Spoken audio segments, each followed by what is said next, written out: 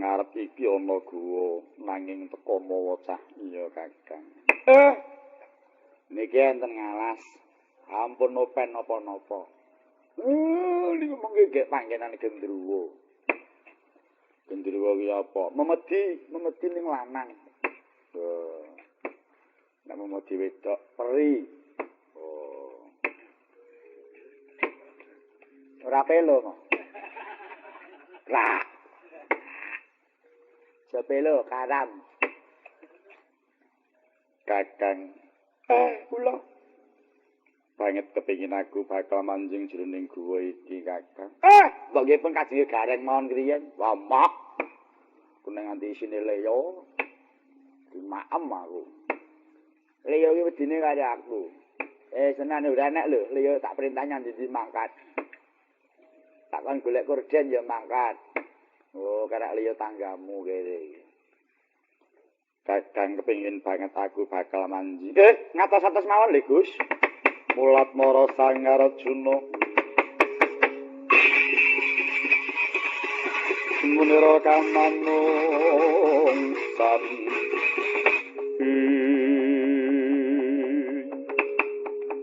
Manjing jroning guwa Sang Arjuna. Tirsa wonten cupu wadah busana.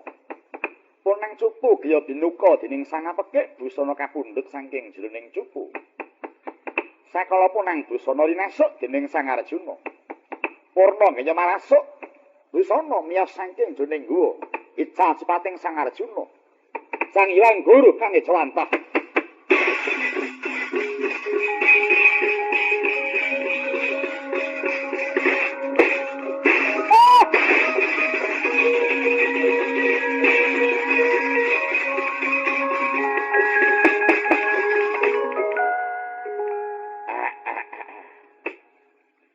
Betara guru ta iki? Kakang Semarapa pangling karo aku. Kowe betara guru ngono kok. Nalika aku manjing jroning guwa Kakang ana cupu wadah busana. Cupu ndak pundhut ing kono busana ndak agem teka iki busananing ulun Betara Guru. Yen ngoten sampeyan niku Ndara Janaka. Iya Kakang. Ora tenan to. Wis kowe iki anggere nyuwara gedhe ya ngebos, nyuwara cilik ndegek ya mesti. Mung kari nemu kok cirigis. Lah kok sampean kok ngangge sandangan Betara Guru niku njur sing duwe sandangan enten pundi niku? Wah, nggih Dara, mengke kewalek lho Gus. Kakang Semar prihatin banget rasane atiku ing atase iki busana kadewan tekono madyane ngalas. Mbok menawa iki kanyuwangan suwung Kakang. Nggih. Lah wong sandangane ten ngriki niki Betara Guru enten pundi niki? Engko gek lagi adus mo. Adus kok ndok sandangan karo nggon adus kok adon men. Mumpung ene ngalas karo wong bebas karo mlayu. Mula Kakang ayo enggal ndak kanthi munggah menyang kayuwangan ngreksa suwunging kayuwangan. Suwali kula dherekaken Ndara.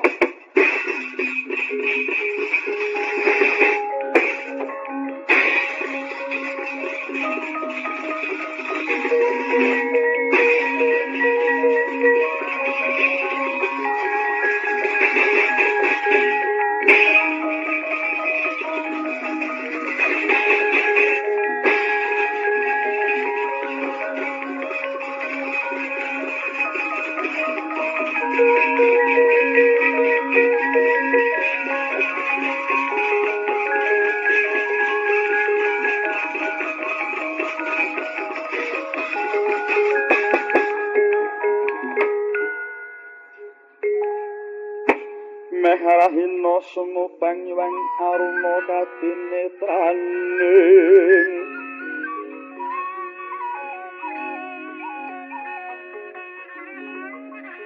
uga rapuh sabdaning kukilaring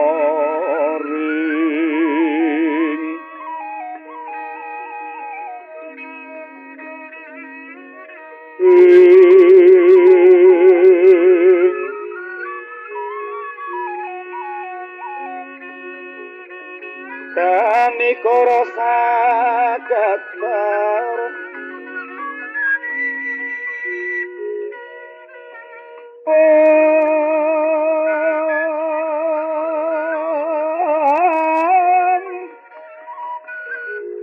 kini dungane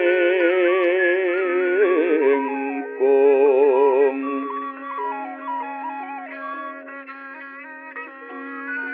lirwo sing pinipanca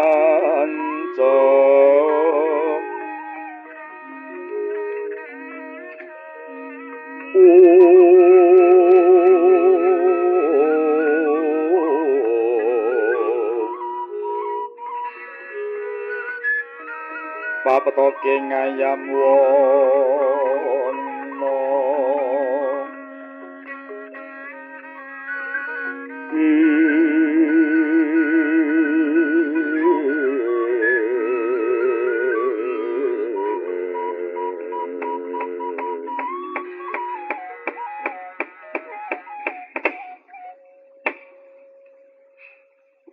Kekancangan Sang Arjuna ingkang sampun ngagem busana kadewan sigrahangan direpat punaka kawan minggah mring kayuwangan ing Citwarsa ngreksa dhateng suwunging kayuwangan Jenggring Salaka wirang-wirang tindaking sang apekik kaya dene calun-calna ing cipta enggal prapta madyan ing kayuwangan Jenggring Salaka sinigek ingkang lumawat nang kang kidocap tan kaya kang mungging tepining kali Srayu nenggih palengganing Prabu Punta ingkang kahadhep sang Hyaya para kadang pesemone kaya nembe midhangetaken pocahing peksi kang munya mungging kekantang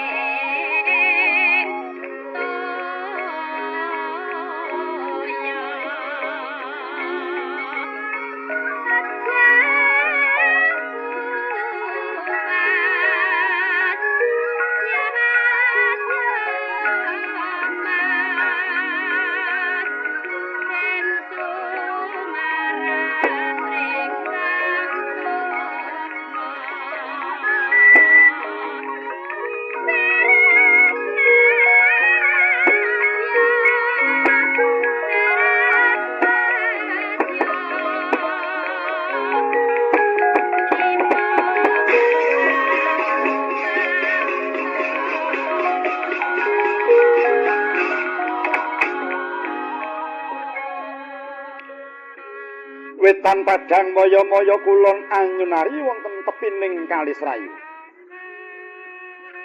Ana pasanggrahan sakelangkung adi. Apa ta wujuding pasanggrahan? papan gasik gumrinding tepining papan ketaneman sesekaran kang Banjeng Raden. Lamun pinuju mekar kembange carup kembang putih kasulan kembang biru ana trumbule kembang kang akulas kuning. Kembang abang carup lan kembang dadus pawana wungku kedasaran subur iki godhongan kang ijo ruyur ya kaya sengseme kang samya unyak. Dasar tepining kali serayu papan ingkang ngidum klebet wana mandira gung kang hangaya misak luring pasanggrahan. Uki langkang nareces kang dadi oceh. Nepati warang panggil nugraning Hyang Mahawidi. Sapa ta ingkang makuwon ing kono inggih punika Tawarmani. Nalendra ngamarta dijuluk Prabu Puntadewa ya Prabu Yudhistira. Ya Prabu Gunatalika Rama Sada Dwija Kangka ya Prabu Darmaputra ya Prabu Darmawangsa ya Prabu Darmaraja. Ya Sang Anjata Satru. Nalendra ila ing donya legawa ing pati mila datan mokal lamun ta ketengeran ludira seta labet saking suci ning penggalih.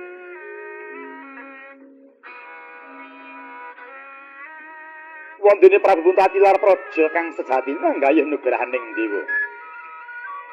Nenggih Wahyu Tirta Manik Maya Mahadi ingkang dadi idami-idamaning Sang Katon. Panarsa kundur dhateng praja lamun dereng kasempatan apa kang dadi karsane. Nalika lenggah kadhep ingkang rayi panenggak Pandhawa satriya ing munggul pawenang kekasih Raden Warkodara. Ya Raden Bratasena, ya Raden Jayalaga Kusuma Dilaga. Ya Sang Gandha Stratmaja, ya Raden Bayi Penutup. Datan kantun ingkang rai sakembaran. Raden Sakula dalah Raden Sadewa. Parandiri dereng kawiyos kang dadi pangandikaning Sang Nata Prabu Puntadewa.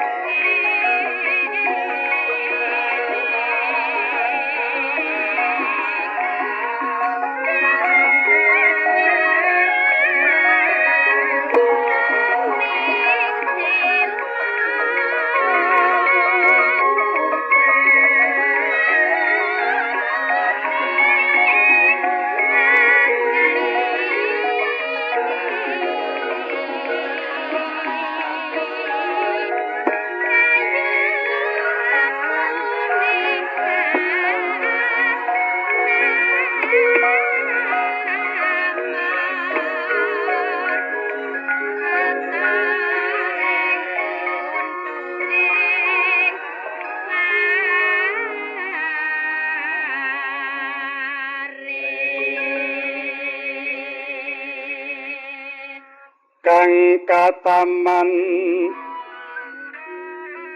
hararasmara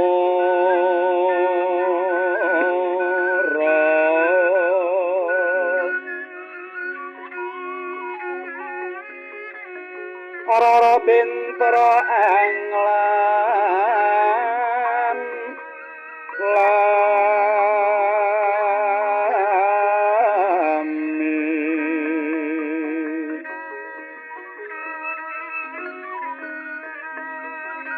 parantu maneng ti lamrum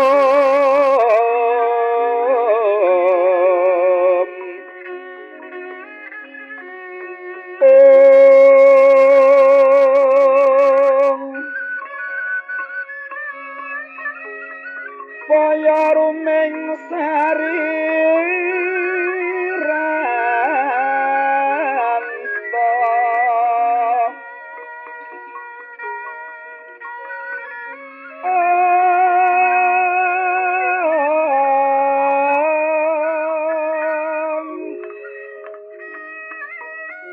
Sumarmanira ngran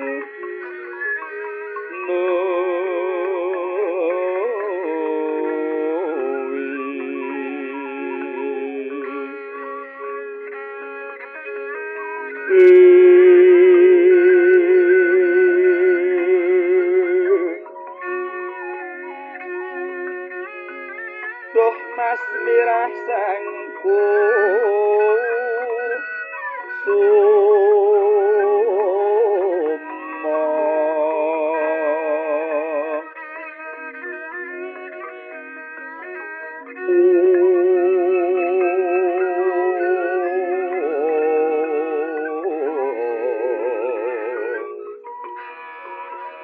hambuka kandaning sekar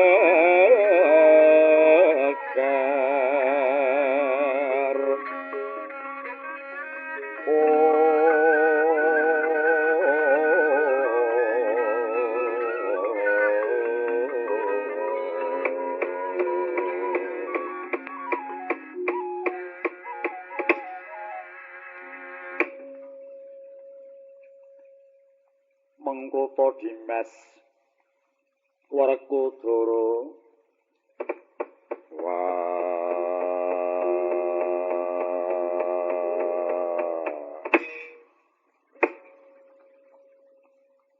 ana dawuh timbalam apa mbarep kakangku hamiji marang adimwaku Bratasena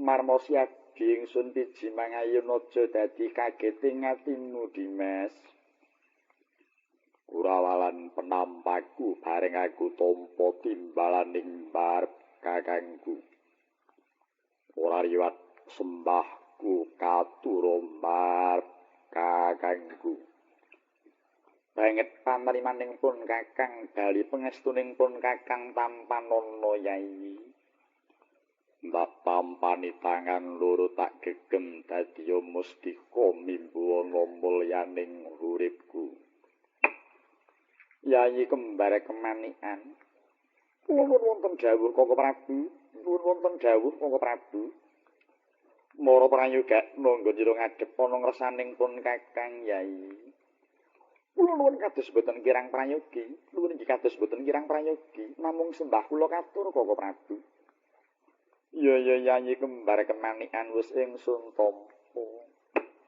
Bratasena mbar kakangku apa siadi wis ngerti marmani kadang para siadi ndak kanthi dumunung ana tepining kali Srayu kene Dimas nadyan wis pirang-pirang sasi nggone mapan ana ing kene parandene aku durung ngerti jatining mbarep kakangku duwe karep apa Yai Bratasena kaya mengkene abot parasaning pun kakang kang wis pinercaya dening kawula sak negara. Yai pun kakang kudu bisa ngulatake marang penguripaning kabeh bebrayan. Awit pun kakang netep nepi marang surasaning piwulang yaiku 11 bab paugeraning pangarsa. Mungguh apa isining 11 bab paugeraning pangarsa. Ingkang sepisan kudu tansah pracaya marang pangeran sarta bekti marang Gusti. Kapindho ngarsa sung tuladha kang tegese menehi tuladha marang kabeh bebrayane. Ing madya mangun karsa yai kudu tansah melu gumrikah sarta hanggukah karekat ana samadyaning bebrayan. Sateruse kepiye? Kapat sinebut tut nguri handayani. Yaiku kudu menehi pituduh sarta nyurung saka ing mburi marang kabeh bebrayan kang winengku. Kaping 5 waspada purba wasesa yaiku tansah waspada sarta saguh lan wani kawaca kabeh bebrayan ingkang pamacane mau nuduhake dununging papan kang prayoga tumindak ingkang becik. Iya. Sarta hamet para marta Dimas yaiku bisa milih kanthi bener ndita kang kudu den dihinake. Kaping Sabta Dimas nebut parasaja yaiku tingkah lakuning pangarsa kudu kang sawa parasaja. Ora kena keluwihan lan ora kena kekurangan. Kaping Asta kang sinebut Setya geneping kaping 9 sinebut Geminastiti. Yaiku pinter migunakake apa wae ingkang pancen dibutuhake dening bebrayan lan negarane. Kaping 10 yaiku Waloka. Tegese kudu tansah darepe karep rila lan bener kanggo ananggung sakabeh kang dadi pakartining pangarsa. Wondene ingkang wekasan sinebut Legawa. Yaiku lila ikhlas nglumintirake tanggung jawab lan palenggahane marang kang bakal nerusake lelabuhaning pangarsa kasebut. Gegandengan kelawan Ki Dimas Bratasena pun kakang nampa wangsiting dewa menawa wektu iki Jawata bakal nedhakake nugraha. Wahyuning katentreman sinebut Wahyu Tirta Manik Maya Mahadi. Jawata bakal maringake nugraha sinebut Wahyu Tirta Manik Maya Mahadi. Werkudara iya banjur ana ngendi tumurune? Pun kakang durung ana dawuh kang trewaca saka kang hakarya jagat mula Dimas. Adat kang wis nugraha iku gelem mapan marang wong kang kulina tarak brata wong kang demen peprihatin. Mula yayi sakadang ndak kanthi mapan ana tepining kali Srayu ing pengajap ngurangi marang kamukten. Aja demen ngubal marang nafsu kanthi weninging kali Srayu bisuwa. Merbalani marang weninging penggalih pun kakang lan para kadang. Yen pancen mangkun lumbar kakangku, aku ora bakal pisah karo mbarep kakangku. Nadyan pira lawasi tetep aku isih saguh ngadhep marang mbarep kakangku. Kang katanan Rarasmara Rara bentra anglam lami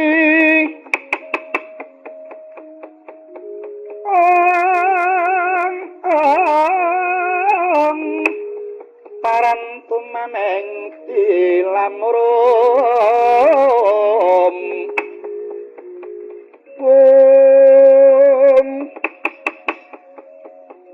kaya rumeng sariranto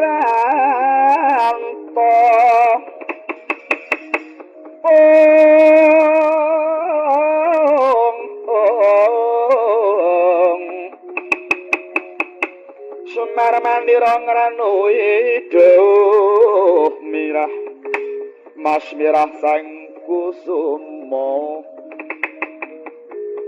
hambuka kandaning sekara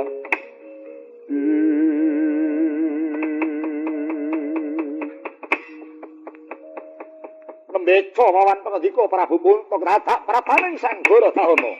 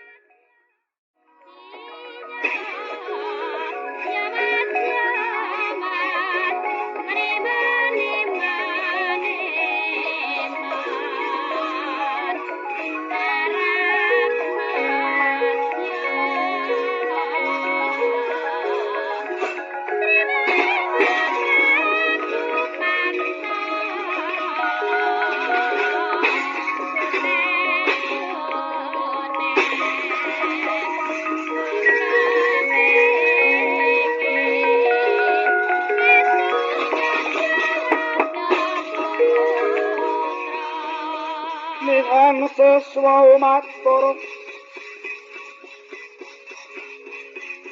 marang Resang Mahayogi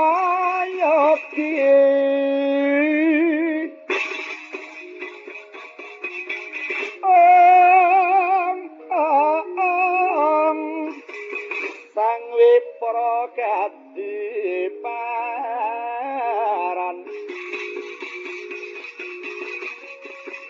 karasaning Hyang Udipati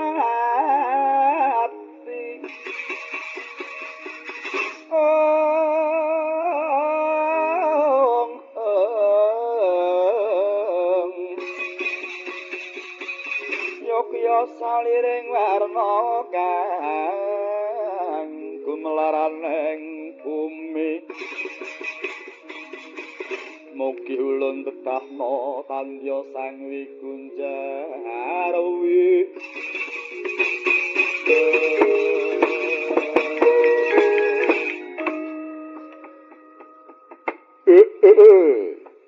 ya jagat ya dewa Bacara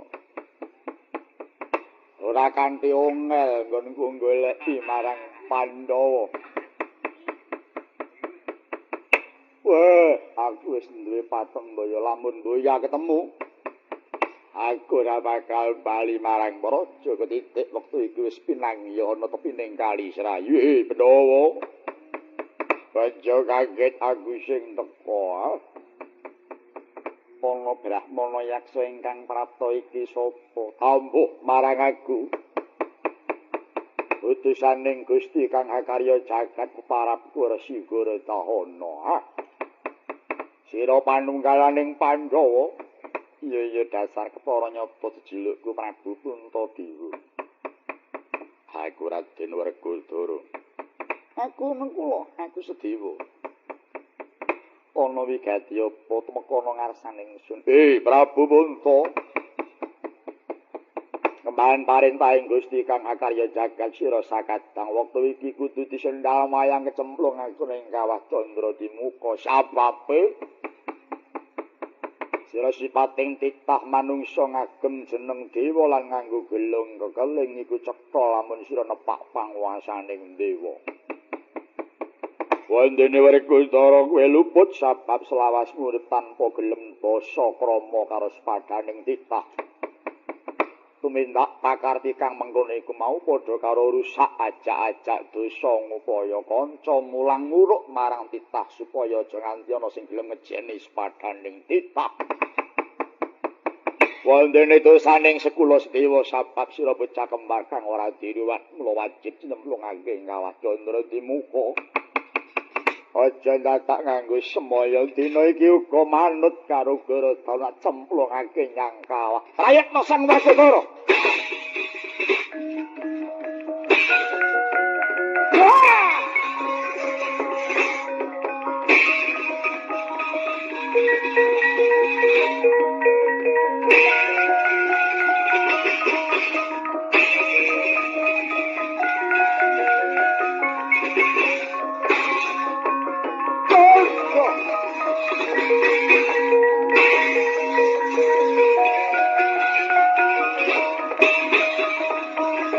Mangsa pecah cantut kumerkut manjing samudra naya tereng wiraganya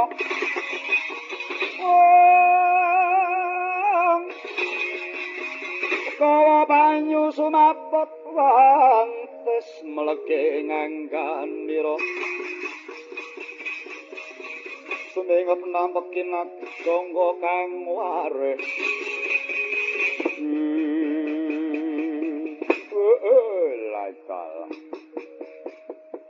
ora ngerti sangkan paraning bilae weruh-weruhana tungkak mangan janggut. Sapa iki? Ora susah kowe dadak nambuh. Ucapmu ngayawara kowe bakal gendak sikara karo Pandhawa konangan Werkudara aja takon dosa. Lho. Marangkang saka tekeman kowe mengguguk ngutha waton njajah gelar bondan tanpa ratu wani karo aku. Apa kang tak wedeni? Untut mangsa krasa bangkiwa kelakon hajur ndasmu banding karo aku.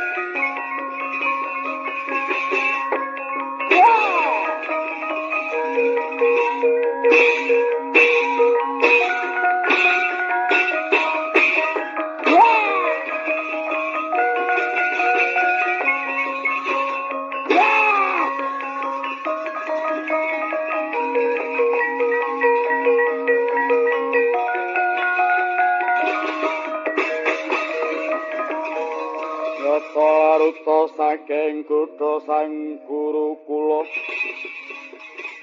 ya mutusa sang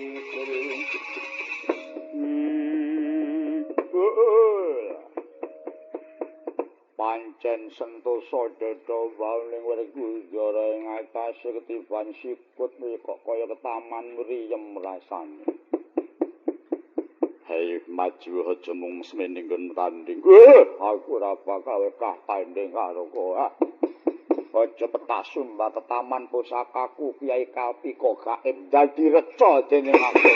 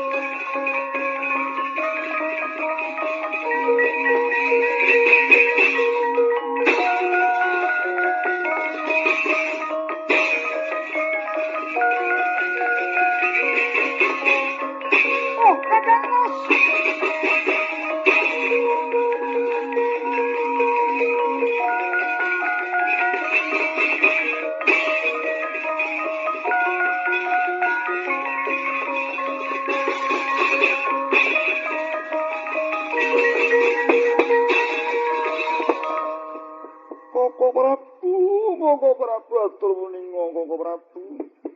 Ana apa Yai? Nalika Kakang Mas tumandang tanding kaliyan Brahmana Yaksa. Sekawit Kakang Mas menika mimpang.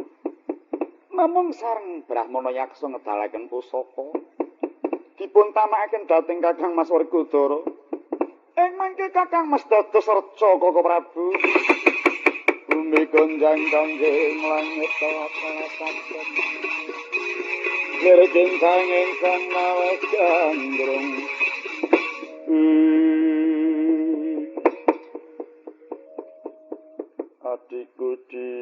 Adikku ramati Dewi tak pilani. Adikku ramati Dewi tak pilani. Adikku ramati Dewi tak pilani. Adikku ramati Dewi tak pilani. Adikku ramati Dewi tak pilani. Adikku ora mati dhewe tak ilane.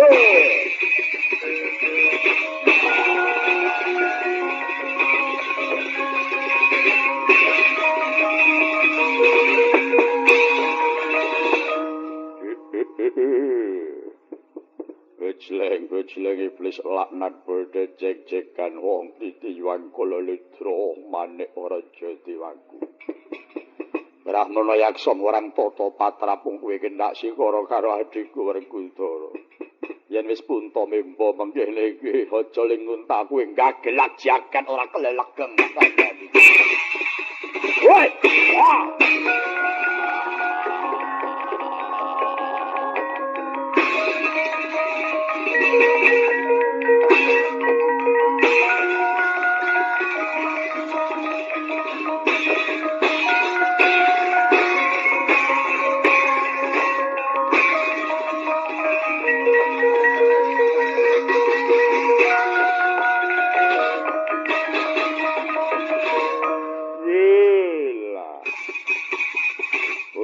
Dewa dilapuri adine terus silep dadi dewa amral. Ketaman Kalpika gaib dadi reca.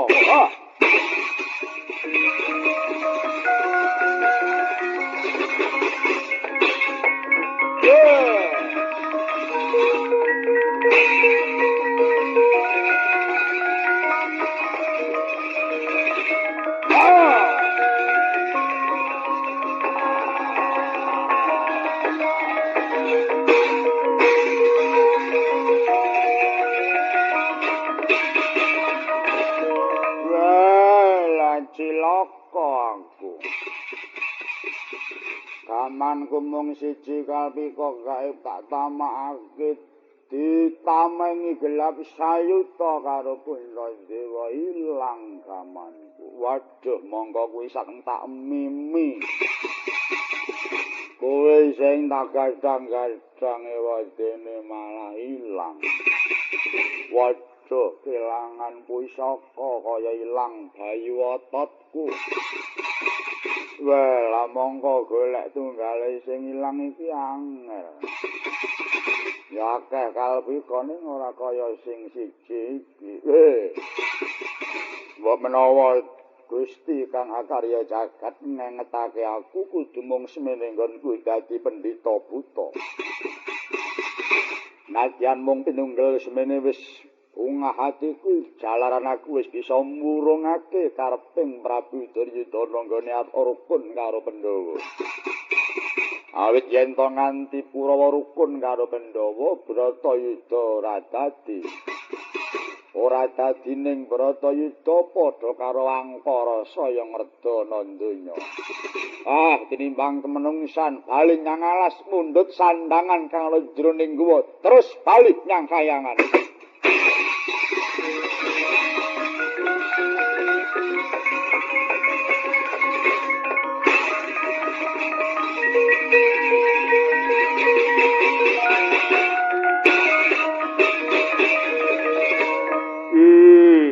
Ninggal gelanggang colong pelayu keparat.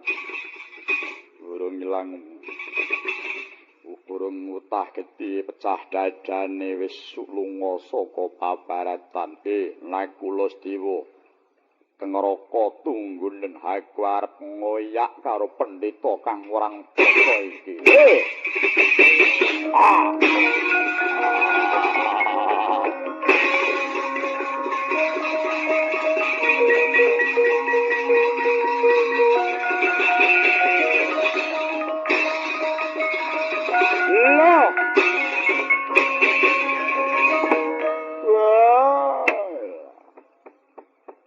Bareng aku mlebu jroning guwa kok guwa suwung sandhang aku ora enak. Lawangane wis ana len njupuk. Wah, mung kari adahe tak isine wis resik. Lagi kepiye iki sing njupuk sandhang aku sapa iki? Wah, aja ditemu karo wong edan. Malah ora kajen sandhang aku. Ora coba. Aku tak bali nyang Kayuwangan mbok menawa kono wis ana ling nganggo sandang aku.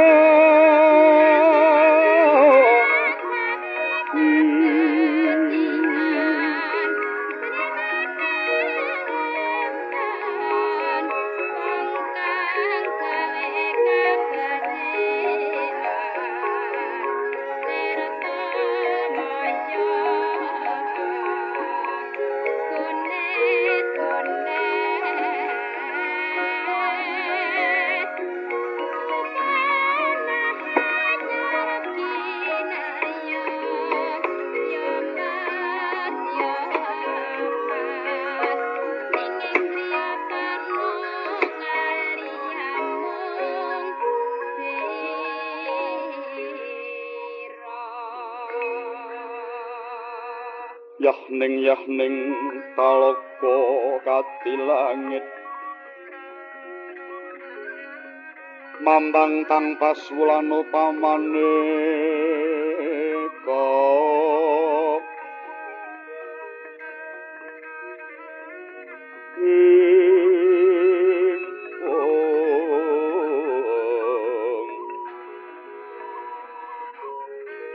Wintang tulya kusumaya sumawur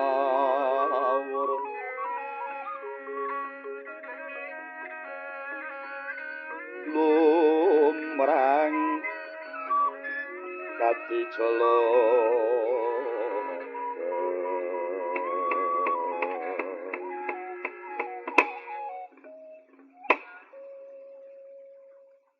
Pergenjang Pak Pong bubala warida yang tinenggareng wong kali jode sapa sing gawe wih cantara wah ulun wis padangge kaya wayang kita wis sanggeni kang sowan mring Kayuwangan kowe padha becik sak tekalu hari sanggeni ya yang pekulun wis tak tampa banget penerimaku perembagine yang pekulun bektiku katuro yang ya wis tak tampa. Wah, rada pangling ulun nggih. Wah, potongane anyar iki sangen. Ya pengestune yang pekulun. Ya, nggih ya. Penakno ya, nggih. Kurang-kurang prayoga ya. Ya. Kejaba saka iku kula wis sanggeni. Hakarya kagiat tias ulun. Kita sowan mring Kayuwangan. Hayu kaduk ati bila penampa. Ana apa ngger sanggeni marang tutur marang jeneng ulun. Swengko pengawa bojro nggonku sowan mrene yang. Aku ya mung dolan wae. Oh, wong dolan ta? Iya. Lah, iya, tegese nek dolan kuwi ora klebu setat ngono. Nadyan dolan ya mawa wigati lho yang. Wah, lha iki.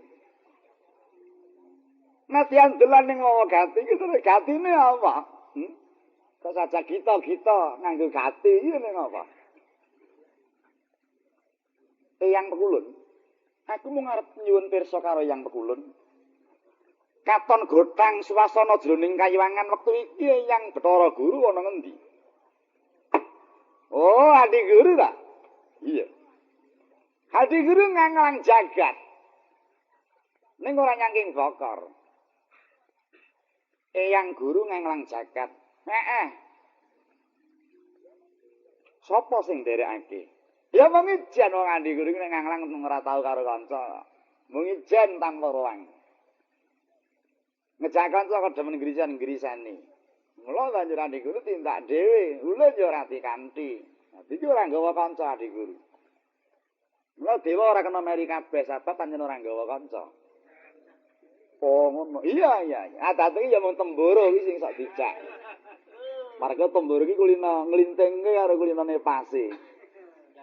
Ning ngono iki tembur ya wis ora dicak marga ana kayangan ya rekae itu ya rada ana gaweane tembur iki. Ida-ida dhelik. Oh ngono iya. Eyang Narada. Piye, Ngar? Wangune nggone Eyang Bathara Guru nganglang jagat kok nemu walangan. Lho. Ora ngono kowe iki kok kemewat nggonmu Batang. Adi Guru nganglang jagat kok wangune ana sambekala. Iki sambekala apa? Eyang ana sambekala kang menempuh marang Eyang Bathara Guru. Nek nganti ora nyata piye? Yen to nganti meleset tuturku, tae cilik driji gedhe gulu. Ah, ya lumrah geruang kowe ngerti nek driji iki cilik gulu iki gedhe. Ora ana kok driji kok gedhe iki. Driji elak nek gedhe kuwi. Dudu driji nek sing gedhe kuwi. Sing tak karepake ngene yang. Yen nganti ora nyata tembungku kethoken drijiku tugeleng guluku. Lah wong sing dewa ora ngerti kok malah sing titah malah weruh iki piye ta iki? Lah yen ngono paduka eyang iku dewa sing ora awas. Lho ya aja ngono kok terus. Banjur nutupi marang kawaskitan ulun iki ya ora bisa. Ning atacing wis anggere ana apa-apa kuwi iso ana tengarane ngger pisanggeni. Tansah marapan moring suksma sinok maya winah ya ing asapi sinimpen telenging kalbu pambukaning warana parlen saking liyep layating aluyut Indo pecating sepena sumusuting rasa jati rapaning Hyang Guru.